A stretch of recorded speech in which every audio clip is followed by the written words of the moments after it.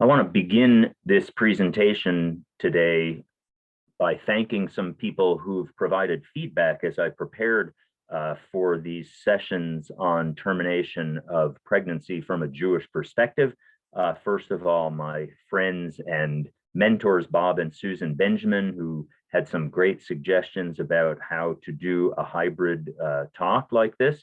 Also to Sai Stange, who shared some feedback about useful formats for these presentations, and most of all to my wife, Beverly, who served as a sounding board for my thoughts on a class on this very difficult and contemporary topic.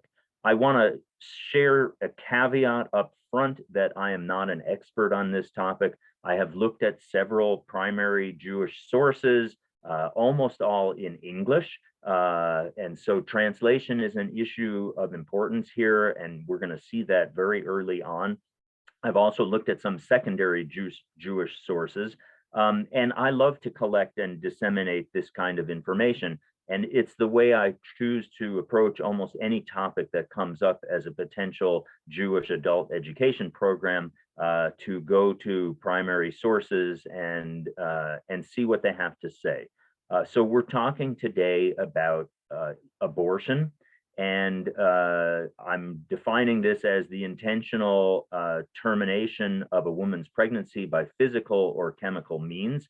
Actually, it's interesting that that is the traditional definition. Induced abortion is intentional, but the very first text we're going to look at turns out not to be intentional. So already we're expanding a bit beyond induced abortion as the topic. It is clearly a contentious issue today, and I'd like to navigate this with a high degree of sensitivity. I understand that that everybody has their own personal convictions, and I'm just trying to share what I have gleaned from the Jewish sources, which are not all in agreement with each other, but I'll share with you some themes that I think have emerged.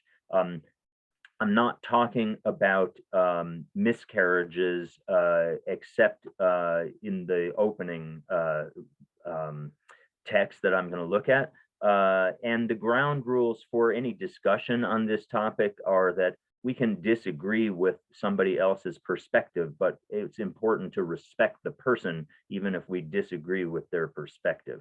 I'm also not an expert on contemporary legal issues, Dobbs versus Jackson's Women's Health, or Roe v. Wade, and I can't really address current legal situations. The main goal that I have is to share some of these texts in Jewish tradition that have bearing on the topic. I was taught by the technician I worked with at Los Alamos National Laboratory for many years, Dalio Rodriguez, that a presentation often can start with a joke. So I do want to start with something I thought was relevant here. And the question is posed: when is a Jewish fetus considered viable? The answer is sometimes given that a Jewish fetus is not considered viable until it graduates from medical school.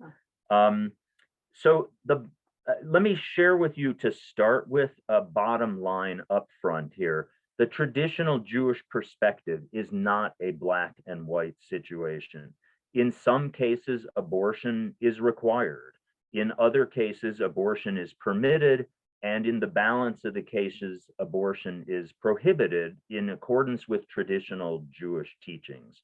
There is clearly disagreement about exactly where those boundaries lie, but the issue is generally not one of women's control over their bodies. This is not a matter of abortion on demand and women's rights to control their bodies. Indeed, in Jewish sources, we learn that our bodies are not our own to do with however we want. There are sources that talk about cutting, about tattooing, about disfiguring our bodies. Our bodies are considered to be a vessel for the gift of life. And so we're not free to deal with our bodies however we choose. It's not really our body, our choice. But there are clearly going to be cases that come up as we look at the sources where abortion is required or permitted. It is not a black and white situation where abortion is always prohibited. I want to start with some secondary sources because these might be more accessible to people than the primary texts. The first of those sources, this particular book called Matters of Life and Death, a Jewish Approach to Modern Medical Ethics by Rabbi Elliot Dorff, is a wonderful one-volume book that touches on this topic. And so I actually thought it would make sense to share with you at the beginning of this presentation a paragraph from this book in the section about abortion. And this is what Rabbi Dorff says. There is a clear bias for life within the Jewish tradition. Indeed, it is considered sacred. Consequently, although abortion is permitted in some circumstances and actually required in others, it is not viewed as a morally neutral matter of individual desire or an acceptable form of post facto birth control. Contrary to what many contemporary Jews think, Jewish law restricts the legitimacy of abortion to a narrow range of cases. It does not give blanket permission to abort. I think that's a very important paragraph. And certainly from the readings that I have done, it's consistent with what I understand to be Jewish tradition. And it may not be what people think is the Jewish tradition on this topic. As far as other secondary sources, I highly recommend this book. This is a wonderful book written quite some time ago, probably about 60 years ago now, Marital Relations, Birth Control, and Abortion in Jewish Law by David Feldman. This book brings together a lot of the traditional texts in a readable format. I won't say it's the easiest book to read, but it is, I think, a wonderful resource. It is often cited, and so I do recommend that. Another resource that's somewhat newer, I think this one about 20 years old, this book entitled Abortion in Judaism by Daniel Schiff also brings together many of the classic sources and is a useful go-to book. And the last of the secondary sources I wanted to mention is this pretty inexpensive book that comes out through the imprimatur of the Reform movement, through the Freehoff Institute of Progressive Halacha being Jewish law in a sense, and it's entitled The Fetus and Fertility in Jewish Law, Essays and Responsa. So I just share those with you so that you have an idea about secondary sources. But the bulk of the rest of this talk and the following talk are really going to look at primary sources. So in Jewish tradition, the first of the primary sources that we go to is the Torah with a small t, if you will, the 5 books of Moses, because the word Torah sometimes refers to the whole corpus of Jewish text tradition. But we're going to start with something from the 5 books of Moses. And because this is study of Jewish texts, I wanted to start with a blessing. Baruch atah Adonai Eloheinu melech haolam, asher kedeshanu b'mitzvotav, v'tzivanu la'asok b'divrei Torah. We are privileged to have the opportunity to study and to engage with Torah text. And in this case, the Torah text is indeed from the 5 books of Moses. This is a critical text on this topic, and yet it does not refer to induced abortion, but really more or less spontaneous abortion, not with intent, but with an accident. This comes from Exodus chapter 21, verses 22 through 25. And I'm going to read this in the so-called New Jewish Publication Society translation from about 60 years ago, also maybe not so new, but I find this a very readable translation with a Jewish sensitivity. And it turns out that every translation is an interpretation as well. And that's going to be critical for these biblical verses. So Exodus chapter 21, verses 22 through 25 is a scenario. And the scenario is as follows. And now I'm going to quote from the new JPS. When men fight and one of them pushes a pregnant woman and a miscarriage results, but no other misfortune ensues, the one responsible shall be fined according as the woman's husband may exact from him the payment to be based on reckoning. But if other misfortune ensues, the penalty shall be life for life, eye for eye, tooth for tooth, hand for hand, foot for foot, burn for burn, wound for wound, bruise for bruise. And that's the end of that little section of Torah that comes from the book of Exodus. This is a critical text for much of what we're going to look at subsequently, but standing alone, it's not totally comprehensible. And we're going to see that there's a lot of disagreement in the broad community, not in the Jewish community, but a lot of disagreement about how that passage is actually supposed to be interpreted. I'm going to come back to interpretations of that passage, but I want to keep going right now with other parts of the Jewish Bible, with just a few verses from other parts of the Jewish Bible, and I'll explain why momentarily. But the next thing that I want to do is to read a passage from the book of Jeremiah. This is Jeremiah chapter 1, verse 5. And I'm actually going to lead into that with verse 4 so that you understand who's the speaker. So this is the book of Jeremiah, the very opening of the prophetic book, the book of Jeremiah. And it says in verse 4, and the word of God came to me, Jeremiah, saying, and now verse 5, when I had not yet formed you in the womb, I knew you. And when you had not yet emerged from the womb, I had appointed you. A prophet to the nations, I made you. That's actually a very important text on this topic, but not so much for Jewish people, from my understanding. Jews have interpreted this passage a certain way. Non-Jews have often interpreted it a different way, and that becomes a very important passage. I'm going to come back to that one as well. But for completeness, now the third part of the three-part Jewish Bible, I want to share with you one verse from the book of Job.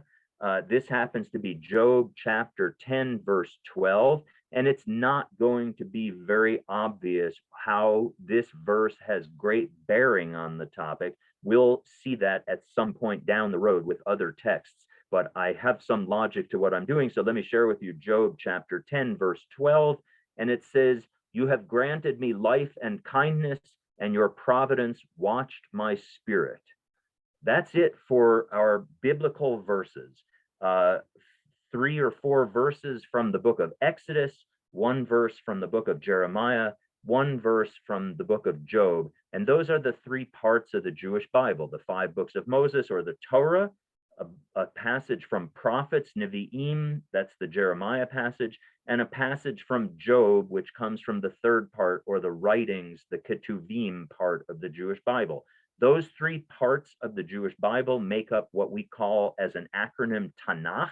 You will often see that word Tanakh literally means the Jewish Bible, because it's just an acronym for those 3 parts, Torah, Nevi'im, Ketuvim, Tanakh. The Jews have a Bible. Other people have Bibles. And in fact, the word Bible really just means a collection of books that are important. So for example, in the physics world, one can come across the laser Bible. It just means books that are important. But what's important in a Jewish text tradition perspective is the Jewish Bible. And I think we should be very clear that that's the Bible we are referring to. I never call it the Old Testament, because for me, it's a living testament. It hasn't been replaced by something else. But you will sometimes see people, typically outside the Jewish world, referring to Tanakh as the Old Testament. Those 3 passages that I read, the verses from Exodus, the verse from Jeremiah, the verse from Job, are basically the only verses from the Bible that we are going to look at in any detail. And I mention that in particular because sometimes people will say, the Bible says abortion is prohibited, or the Bible says this. And I, as a somewhat obnoxious outsider, will sometimes say, well, what is it in the Bible that says what you are saying? I don't think that it's easy to find something that directly touches on this contemporary issue of abortion. Using the Bible as the source, it's a little bit weak to make the argument that it's clear in the Bible that you're not allowed to do this, that, or the other thing. So I wanted to share with you those passages because we're going to look at them from other Jewish texts, and how these texts all illuminate a Jewish perspective on abortion. And it may well differ then from a non-Jewish perspective. So let's turn now to, we're going to back up just for a moment to another strand of the text tradition, and that's called the Midrash. Midrash, to expound, usually means to expound on the biblical text. And so there is a standard rabbinic Midrash, a book on the book of Exodus. So it's an expansion on the book of Exodus, and it's known as Mechilta. And I'm going to share that text with you next. This is a particular version of Mechilta de Rebbe Ishmael, and it includes a commentary on the Exodus passage that I read earlier, Exodus chapter 21, verses 22 through 25.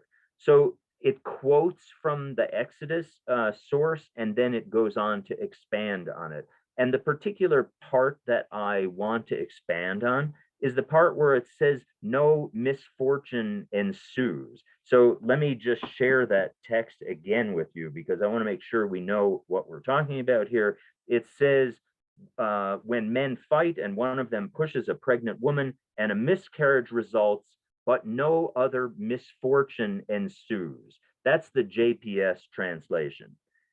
So no other misfortune ensues is kind of not understandable at first blush.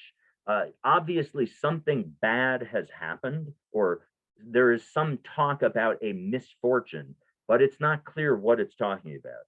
Mechilta, which is an ancient midrashic work on the book of Exodus, says quite explicitly as follows: no harm ensues. That's quoting Exodus. And Mechilta says, that is to the woman. So here already we have a very important interpretation, if you will, and it is the standard Jewish interpretation that the verse is speaking about other harm to the pregnant woman. It is not speaking about the fetus. That is not the only way to interpret that passage, but it is the way that Jews have traditionally interpreted it, and the Mechilta is one of the ancient sources for that interpretation. It's not the only source for that interpretation. Long ago, people ceased speaking in biblical Hebrew as a language, and about 2,000 years ago, the language of choice was in fact Aramaic. And so the Bible, and certainly the book of Exodus, was translated into Aramaic. The standard or authoritative translation into Aramaic from the Hebrew is known as Targum Onkelos, Targum meaning a translation, and Onkelos being the individual to whom this particular translation is ascribed. Targum Onkelos actually makes very clear in its translation of Exodus chapter 21, verses 22 through 25, it says, if men fight and they strike a pregnant woman and her child comes out, but there is no death to the woman. So it's very clear that Targum Onkelos has interpreted that misfortune or that harm to mean to the pregnant woman. Why do I make such a big deal about this? Because it's not the only way to interpret this passage. Let me come back to that thought just in a moment, because I do want to go to the great medieval Torah commentator Rashi. Rashi, living about 1,000 years ago, so much more recent than Targum Onkelos, Rashi commented on the book of Exodus on this same passage. And he says very clearly, chapter 21, verse 22, where it says, but there, and so I'm going to share the Hebrew because Rashi cites that piece of the verse. It says, velo yihye ason, which can be translated as, but there will be no fatality, or there will be no misfortune, or there will be no harm, or something like that, something bad.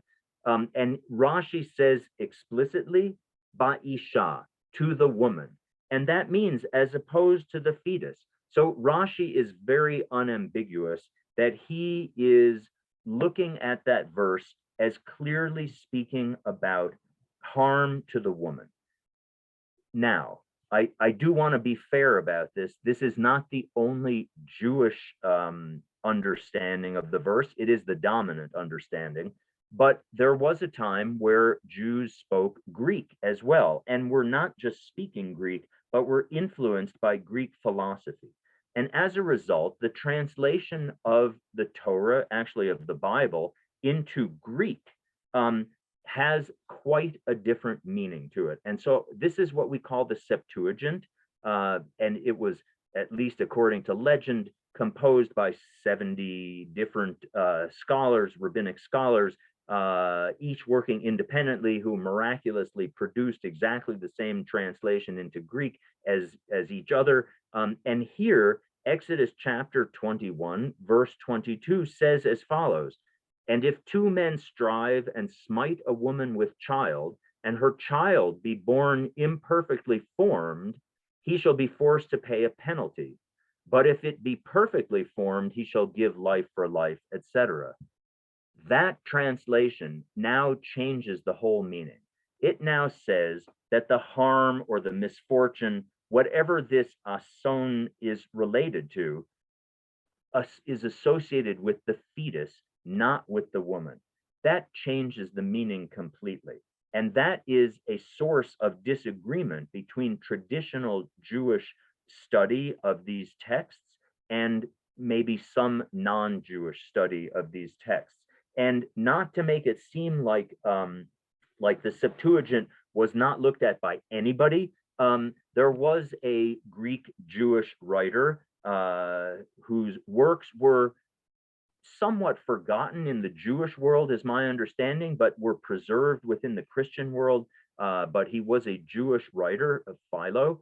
And in his writings, under one of his works called The Special Laws, this is section 3, chapter 108, he says as follows,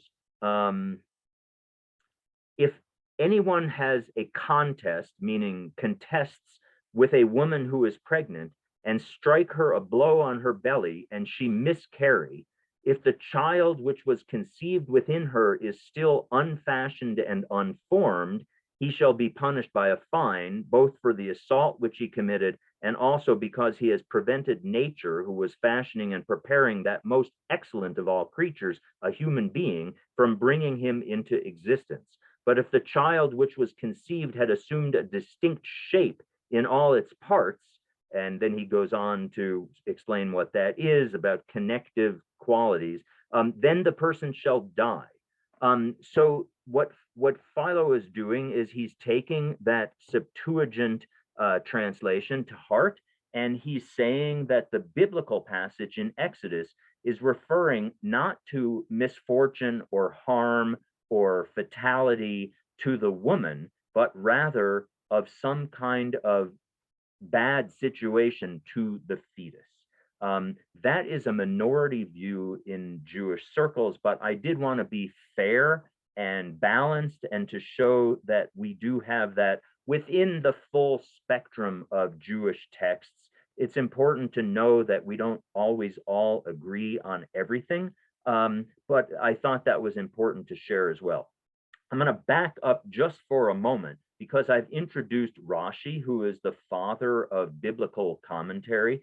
And what I wanted to do was to go back to the Jeremiah verse.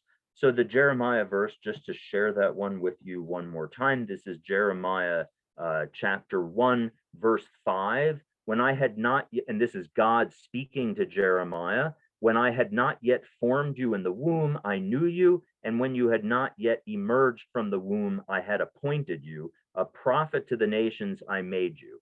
So what does Rashi say about this section? Rashi says that since the days of Adam, the first man, God, blessed be God, showed Adam each generation and its prophets. In other words, Rashi interprets this verse as meaning it was in some way predestined that Jeremiah would be the prophet of his generation. It does not imply, according to Rashi, that while Jeremiah was in the womb, Jeremiah was a full-fledged human being with the same legal and ethical responsibilities as a born human being. That is not Rashi's understanding. Rashi says that it's simply implying that there's some predestination associated with the prophets of each generation, and that God showed Adam each generation and its prophets. That's what was going on with Jeremiah. So I did want to share with you that Rashi plays a singularly important role in our understanding of the Bible, certainly in our understanding of the Torah, in our understanding of the Talmud, which we're going to come to next time. Rashi is critical because these words are hard to understand when we are far removed from the period when they were first recorded.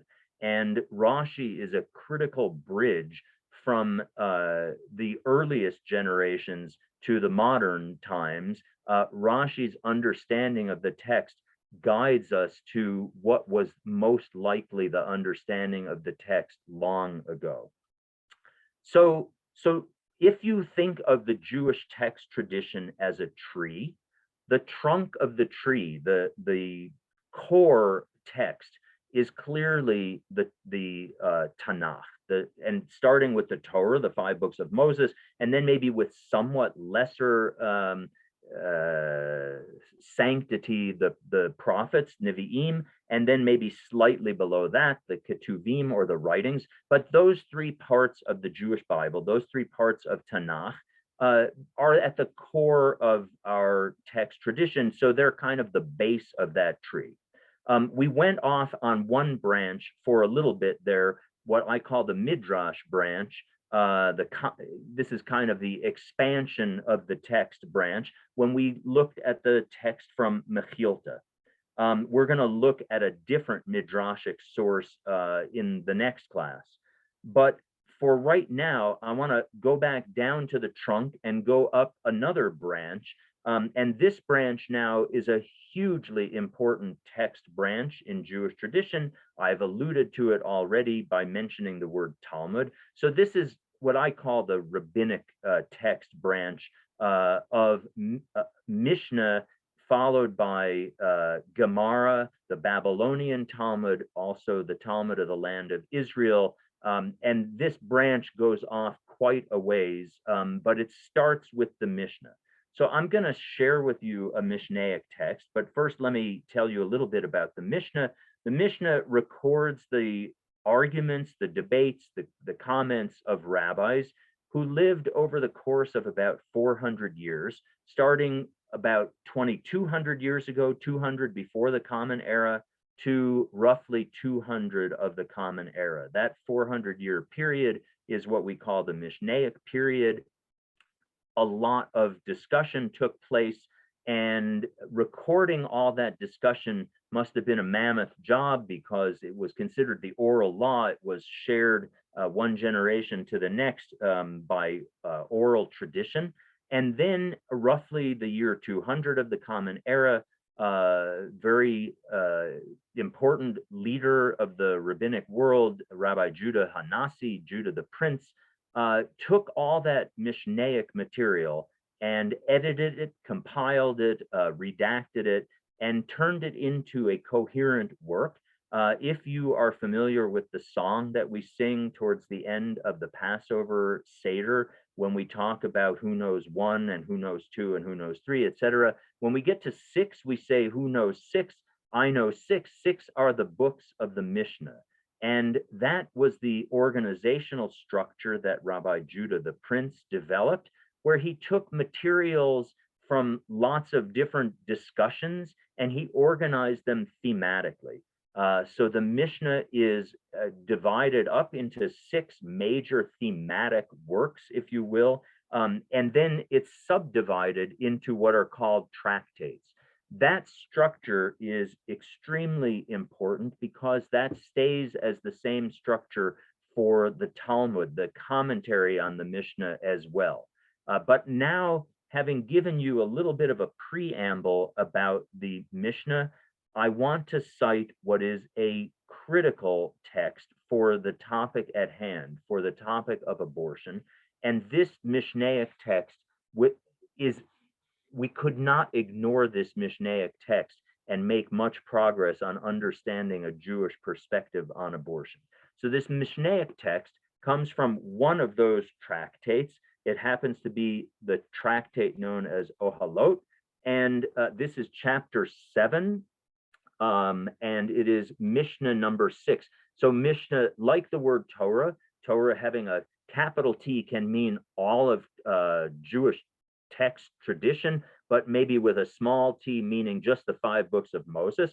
Similarly, the word Mishnah can mean all of this body of material that Judah the Prince put together and assembled and edited, but also each little unit, each little paragraph of the work is known as a Mishnah, perhaps with a lowercase m. So this is chapter 7, Mishnah number 6 of Tractate Ohalot, and it says as follows: if a woman was having difficulty giving birth, the fetus may be cut up in her womb and brought out limb by limb, because her life has priority over its life. Once most of it emerges, it may not be harmed, because one life may not be set aside for another life. So 2 separate thoughts here. I'm going to read that again because it's such an important passage for understanding the Jewish perspective on abortion.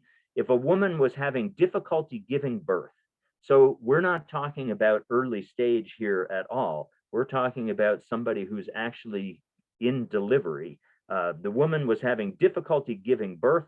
The fetus may be cut up in her womb and brought out limb by limb. This is clearly some kind of feticide. The fetus is dying in the process of what's going on here, but using the word dying is already loaded because that implies that it's living before that. And that's kind of problematic. We're going to talk more about that next time. When does the fetus become alive? And just to cut to the chase, there is no clear answer on that. It's not a black and white. On this day, the fetus is living, and on this day before that, the fetus is not living. It's not so simple. But again, this Mishnah, if a woman was having difficulty giving birth, the fetus may be cut up in her womb and brought out limb by limb, because her life has priority over its life.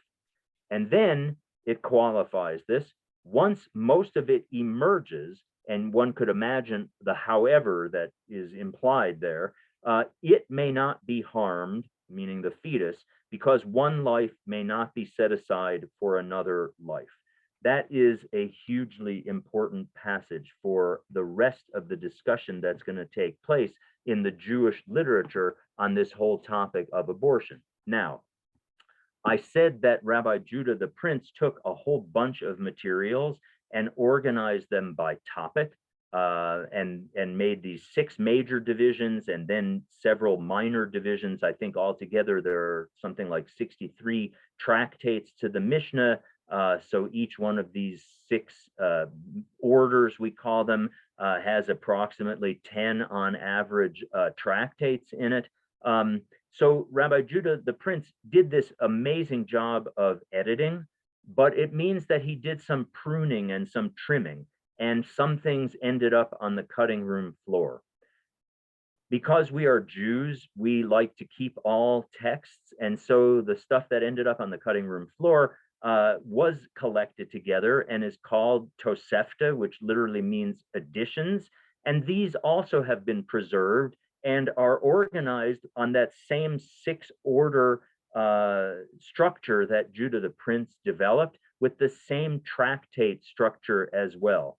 And so there is Tosefta that has bearing on this same passage that I just read from the Mishnah. And this Tosefta is going to add a little piece to what we just said. Let's see if I can find where that is. Okay. This actually comes from a different tractate altogether, known as Yevamot. So it comes from a different place in Tosefta than where the Mishnah passage came from. But here it says, a woman who is in difficult labor, and it's actually quoting the Mishnah here. A woman who is in difficult labor, they cut the fetus out of her womb. That's basically word for word from the Mishnah. And then the Tosefta includes the following phrase, even on the Sabbath, and remove it limb by limb, again, quoting from the Mishnah because her life takes precedence. And then it goes on to say, if, however, the fetus's head emerged, even on the second day of hard labor, they do not touch it, for they do not set aside one life on account of another life. So there's a few little changes to the Mishnah passage here that we find out from Tosefta. One is the mention of Shabbat, and I think that's done to emphasize that Shabbat, the most important holiday on the Jewish calendar, we say that because it comes 52 times a year. No other holiday does that. Also because it's the only holiday mentioned in the Ten Commandments. Shabbat should take precedence over all sorts of things. There's many things we don't do on Shabbat that we do other days. But here it says clearly, if she is in labor and having difficulty, they cut the fetus out of her womb, even on Shabbat. So Tosefta is kind of enhancing the importance of doing feticide if the woman's labor is problematic, is challenging her life. The other thing that Tosefta adds, actually two more things. One, it says the fetus's head has, if, however, the fetus's head has emerged. The Mishnah that, as I read it, says if the majority of the fetus has emerged. So there's a little bit of controversy, if you will, about whether it's a breech birth or not, and how far along has labor really proceeded in order to interrupt this license to commit feticide. So in one case, it might be the greater part of the fetus has emerged. That's now the signal that you can no longer have feticide to save the mother's life. In the Tosefta, it says if the fetus's head has emerged. But again, we're talking about very short periods of time difference. We're not talking about 12 weeks into pregnancy, just to make that point clear. The last point about Tosefta that I want to mention, it says even on the second day of hard labor. So that's an addition as well. So that brings the Mishnaic body of literature to a close. We had a passage from the Mishnah, we had a passage from Tosefta, and where we turn next is going to be the Talmud. And when we talk about Talmud, again, it's confusing because Talmud could mean just the commentary on the Mishnah, and there are two major commentaries on the Mishnah, one compiled in Babylonia and one compiled in the land of Israel. But Talmud can also mean the collection of the Mishnah plus that commentary, the commentary being referred to as Gemara. So the Mishnah plus the Gemara can also be referred to as the Talmud. But we're going to turn in our next class to the Talmud, and the text has bearing on this topic of abortion in a few different places. So I'm going to cite a few different Talmudic passages to start off next time. I think that will bring this class to a close, and we will pick up this discussion on this same branch of the text tree, going out a little bit further next time, starting with the Babylonian Talmud. Thank you.